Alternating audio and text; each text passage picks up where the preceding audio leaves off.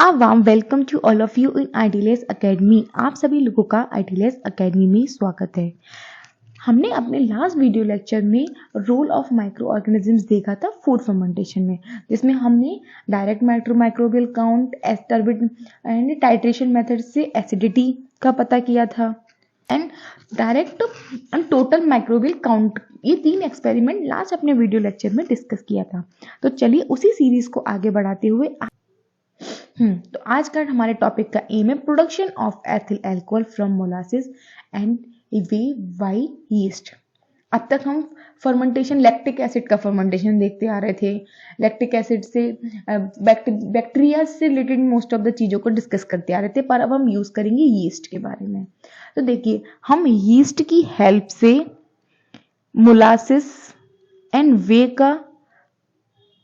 वे को as a carbon source use करेंगे और उससे प्रोडक्शन करेंगे एथिल अल्कोहल का। और यहाँ पे जो हम प्रोसेस यूज करेंगे वो यूज करेंगे फर्मेंटेशन।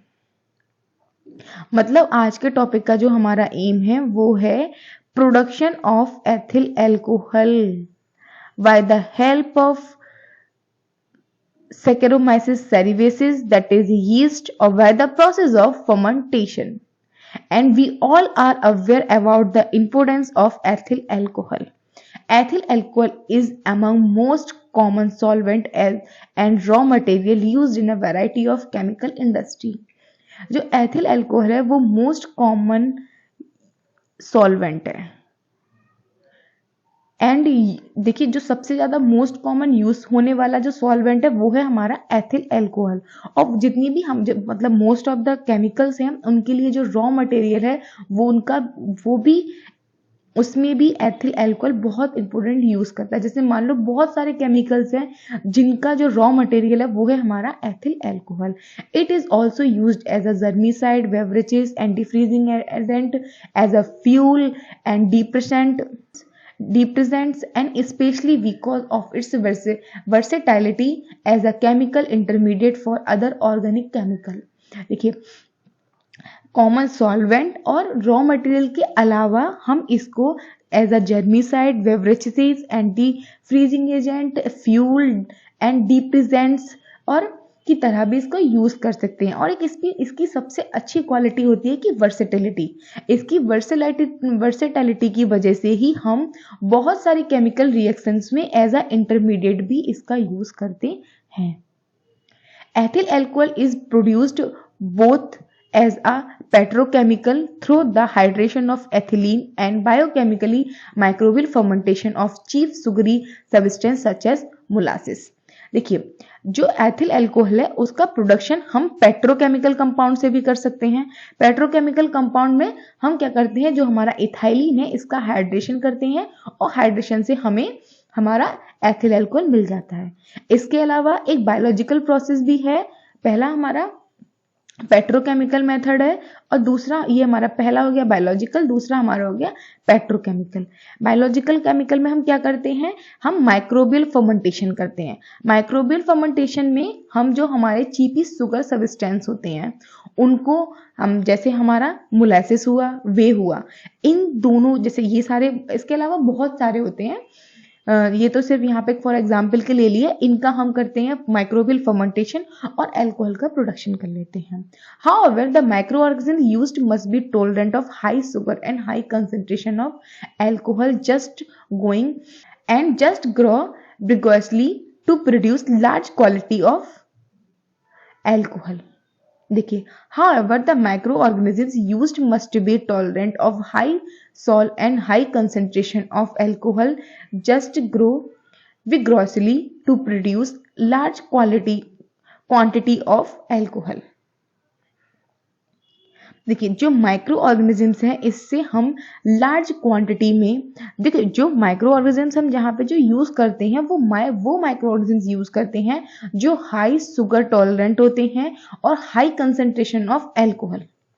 मतलब वो माइक्रो ऑर्गेनिजम्स जो हाई शुगर, मतलब अगर जैसे मान लो कोई मीडिया जिसमें शुगर का कंसेंट्रेशन बहुत हाई है और उसमें इजीली ग्रो कर जाए वो माइक्रो ऑर्गेनिज्म यूज करते हैं, और इसके अलावा जो हाई अमाउंट में हमें अल्कोहल प्रोड्यूस करते हैं वो हम यूज करते हैं फॉर अ फर्मेंटेशन प्रोसेस, कि जिससे हमें large amount of quantity of alcohol मिल जाए। ठीक है, मतलब यहाँ पे हमने तीन पॉइंट समझे। पहला पॉइंट ये कि हम वो कार्बन सोर्स यूज करेंगे जो हमारे लिए बहुत यूजफुल हो। सेकेंड पॉइंट, वो माइक्रो ऑर्गेनिज्म यूज करेंगे जो हाई शुगर की कॉन्सेंट्रेशन में भी इजीली ग्रो कर जाए, और इसके अलावा वो हाई अमाउंट में हमें अल्कोहल दे। ठीक है, तो वो माइक्रो ऑर्गेनिज्म हम यहाँ पे यूज करते हैं for a fermentation of molasses and whey, and molasses and whey हम यूज करते हैं एज अ कार्बन सोर्सेस। अब नेक्स्ट हम देखते हैं जो हमारा यीस्ट है। यीस्ट जो हमारी सैक्रोमाइसिस सेरेवेसी है, वो बहुत एक इंपॉर्टेंट माइक्रो ऑर्गेनिजम्स है जिसका हम यूज करते हैं for the fermentation of alcohol. ये हमारा जो यीस्ट है, इसे हम सैक्रोमाइसिस सेरेवेसी भी बोलते हैं। ये एक मोस्ट इंपॉर्टेंट माइक्रो ऑर्गेनिजम्स है जिसका हम यूज करते हैं for the process of fermentation. और फर्मेंटेशन का प्रोसेस करने के बाद हम इसमें अपना अल्कोहल को, ये हमारा अल्कोहल को क्या कर देता है, प्रोड्यूस कर देता है या फिर बना देता है। अब ये कौन कौन से स्टेप होते हैं जिसको फॉलो करके अल्कोहल का प्रोडक्शन करता है वो देखते हैं। जैसे C6H12O6 ये करता है ग्लूकोज। मतलब मान लो कोई भी हमारा एज अ पॉलीसेकेराइड होगा। पहले तो सबसे पहले तो देखिए हमारा यहाँ पे हम जो हमने मोलासिस एंड वे लिया है वो हमारे ओलिगो पॉलीसेकेराइड या फिर मोनोपॉली या फिर हमारे पॉलीसेकेराइड्स होंगे। उन पॉलीसेकेराइड एंड ओलिगो पॉलीसेकेराइड्स को या तो हमारे ओलिगो होंगे, मोस्ट ऑफ द केस में ओलिगो होते हैं, या फिर हमारे पॉली होंगे। तो क्या करेंगे, ओलिगो और पॉली को सबसे पहले मोनोसेकेराइड्स में कन्वर्ट करेंगे, C6H12O6। फिर यहाँ पे हमारी होगी फर्मेंटेशन की प्रोसेस। ठीक है, यहाँ पे एनारोबिक फर्मेंटेशन होता है। इसमें हमारा C3H2O4 हमें मिल जाता है। ठीक है, इसके साथ साथ CO2 गैस हमारी रिलीज होती है। सबसे पहले जो हमारा ग्लूकोज है, ये हमारा है ग्लूकोज। देखो ग्लूकोज से ग्लाइकोलिसिस की प्रोसेस होती है,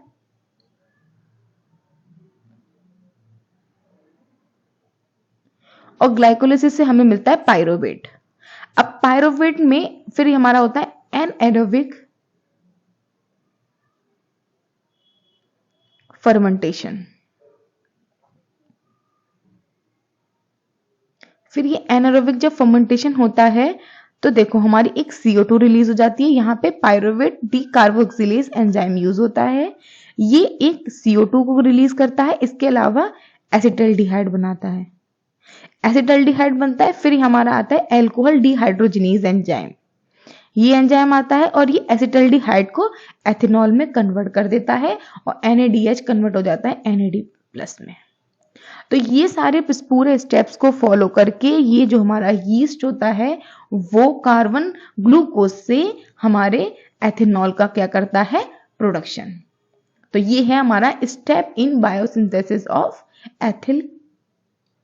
एथेनॉल बाय यीस्ट। मतलब यीस्ट क्या, कोई भी माइक्रो ऑर्गेनिज्म हो वो यही स्टेप्स पर सारे फॉलो करता है। अब नेक्स्ट हम देखते हैं कि जैसे हमारा मोलासिस है या फिर जो भी हम कार्बन सोर्स यूज कर रहे हैं उससे कैसे बनता है। Step of manufacturing of ethyl alcohol using the molasses as a fermentation. ठीक है, अब हम देखते हैं। Some of the inexpensive substrate used in the alcohol industry are either crude cane molasses or best molasses whey contain about 50% of fermentable sugar. Waste sulfite vinegar for paper industries whey from milk, starch yield green corn, potatoes, grapes may be also used as a substrate। मतलब हम यहाँ पे ये discuss कर रहे हैं कि कौन कौन से सबस्ट्रेट ऐसे हैं जिनको हम एज अ कार्बन, जैसे मान लो यहाँ पे as a carbon source use कर सकते हैं। मतलब कौन कौन से सुगरी सब्सटेंस है जिनका हम यूज कर सकते हैं ड्यूरिंग द फर्मेंटेशन प्रोसेस। तो उसमें सबसे पहले हमारा सबसे बेस्ट है हमारा मोलेसिस जी। हमें मिलता है क्रूड कैन, जैसे क्रूड कैन जो गन्ने होते हैं ना, शुगर कैन वाले गन्ने, उन्हीं से हमें ये मोलेसिस मिलता है। इसके अलावा ये जो हमारा 50% फर्मेंटेबल जो शुगर होता है वो मोलेसिस ही रखता है, और ये बहुत ज्यादा महंगा भी नहीं होता है।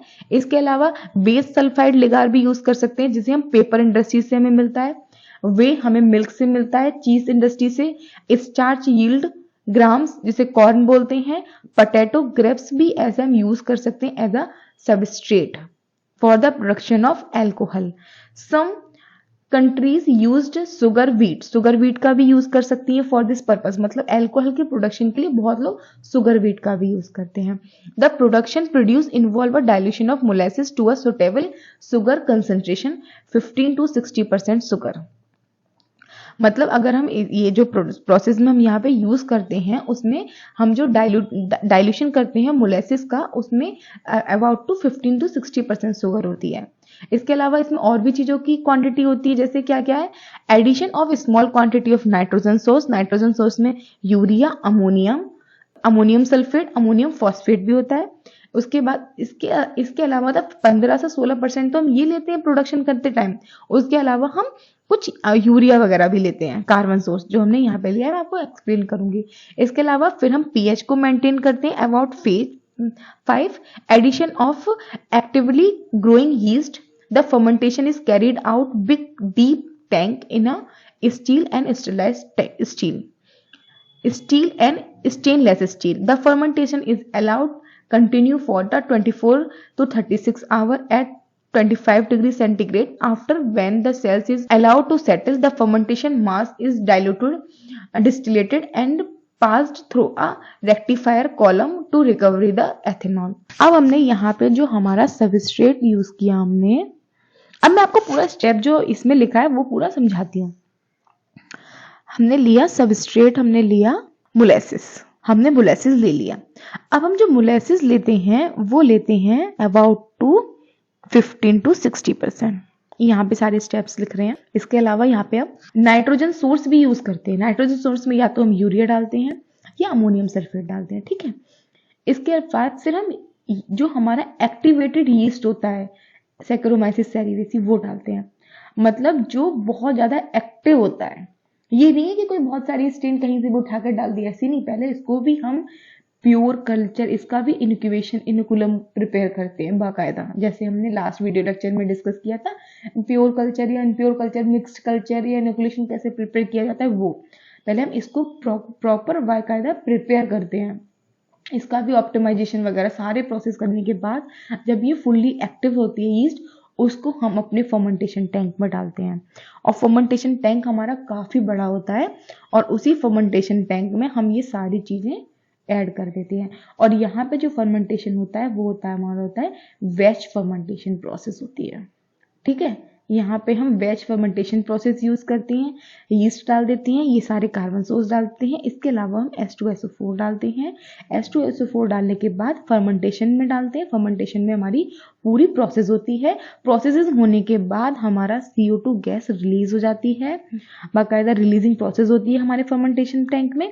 और जब हमारा ये पूरी प्रोसेस हमारी कंप्लीट हो जाती है 24 से 36 आवर बाद, फिर हम अपनी जो हमारा फर्मेंटेशन बायोरिएक्टर है उसको कर देते हैं ऑफ करने के बाद फिर हम इसका डिस्टिलेशन कर लेते हैं। डिस्टिलेशन से हमें हमारा एथेनॉल अलग मिल जाता है। डिस्टिलेशन एक हमारी डाउनस्ट्रीम प्रोसेस है किसके, एल्कोहल की प्यूरिफिकेशन की। फिर हम अपना एल्कोहल इससे ऑब्टेन कर लेते हैं। तो ये सारे स्टेप हैं जिनको हम फॉलो कर दे for the manufacturing of ethyl alcohol using the molasses as a fermentation substrate, ठीक है।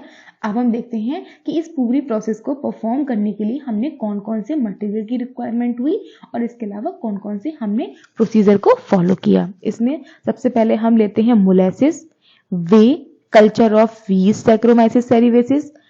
इसके अलावा हम ये वाला फॉर मोलेसिस के लिए यूज करते हैं। एंड जो सेकंड स्ट्रिंग है हमने तो यहाँ पे हमने देखा है मोस्ट ऑफ द केस में मोलेसिस का, तो मोलेसिस में हम सैक्रोमाइसिस सेरेविसी यूज करते हैं। इसके अलावा sterile water, urea ammonium sulphate, ammonium phosphate का यूज करते हैं, इलेमियर कॉनिकल फ्लास्क लेते हैं, wax making pencil, sterile pipette, water bath लेते हैं और इंक्यूबेटर लेते हैं। ये सारे मटेरियल लेते हैं द फर्मेंटेशन ऑफ मोलेसिस। अब हम प्रोसीजर की बात करें तो प्रोसीजर है take a 5 ml of pasteurized molasses and diluted as sugar a suitable sugar concentration of 15 to 16% sugar. Add the small quantity of sugar, nitrogen sugar, 50 ml of pasteurized whey. Adjust temperature. Incubate 1% of actively growing culture of Saccharomyces cerevisiae in pasteurized molasses. And second strain है हमारी Kluyveromyces fragilis. ये हमारी Kluyveromyces fragilis for pasteurize in for whey. Incubate करते हैं 30 degree centigrade पे 3 to 7 days के लिए और फिर हम उसकी smell is the sign of fermentation of alcohol. मतलब एल्कोहल की हमें क्या आ जाती है स्मेल। जब स्मेल आने लगती है तो हमें पता चल जाता है कि हमारा फर्मेंटेशन बन चुका है। तो हमने क्या किया, यहाँ पे जो हमने प्रोसीजर आपको एक्सप्लेन किया है वो हमने स्मॉल और लैब स्केल पे किया है, इंडस्ट्रियल स्केल पे नहीं। इंडस्ट्रियल स्केल में ही इसी रेशियो में इसका क्या कर लेते हैं, स्केल अप कर लेते हैं। इसमें हम 500 ml पास्चराइज्ड मोलेसिस लेते हैं और जो मोलेसिस लेते हैं इसके बाद इसमें सुटेबल शुगर, मतलब वो मोलेसिस लेते हैं जिसमें एटलीस्ट 5 to 60% शुगर प्रेजेंट हो। 15 to 60% इसे लेते हैं। इसके अलावा कुछ स्मॉल क्वांटिटी में हम नाइट्रोजन और यूरिया भी डालते हैं जो मैंने आपको लास्ट में बताया था। इसके बाद हम इसको जैसे हमने मोलेसिस के केस में ये किया है वैसे ही हम वे के केस में भी ये करते हैं। इसमें भी 500 ml हम ये लेते हैं।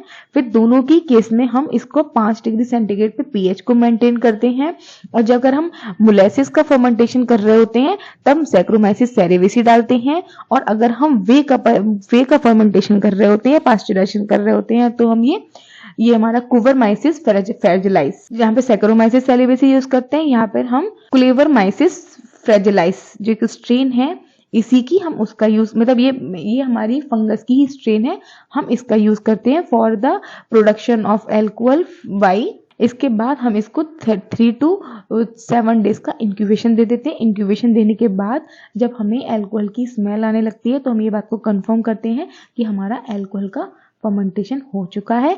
फिर हम अपने जो हमारे उसे ऑफ कर देते हैं। ऑफ करने के बाद फिर हम डिस्टिलेशन वगैरह डाउन स्ट्रीम प्रोसेसिंग करके अपने एल्कोहल को ऑब्टेन कर लेते हैं। तो ये सारे स्टेप्स होते हैं जिनको हम फॉलो करके एल्कोहल का प्रोडक्शन करते हैं by the help of molasses and. तो this is the all about today's lecture. अगर आपको मेरा वीडियो लेक्चर पसंद आया हो तो please follow ITLS Academy on Instagram, Facebook, Twitter, YouTube, WhatsApp and also get it on Google Play Store. Thank you so much for watching my video. Please like, share and subscribe ITLS Academy. Thank you.